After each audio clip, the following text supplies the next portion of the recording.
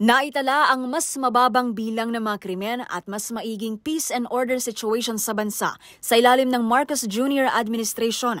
Batay ito sa datos ng Department of the Interior and Local Government.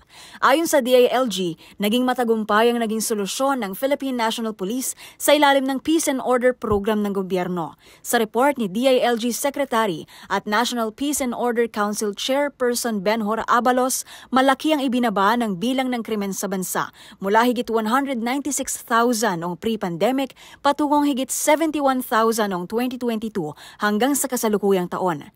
Dagdag pa ng kalihim, bumaba ang average monthly crime rate sa parehong mga taon mula 21.92% patungong 15.04%. Ang focus crimes anya gaya ng theft, physical injury, robbery, rape, murder, carnapping at homicide ay bumaba rin ang bilang kung saan naitala ang 63.79% decrease. Pinuri naman ni Abalos ang crime prevention programs, public safety initiatives at lahat ng pagsisikap ng DILG at PNP para mapigilan ang mga krimen at protektahan ang publiko. Para sa MBC TV Network News, ito si Pamela Adriano. Sama-sama tayo, Pilipino.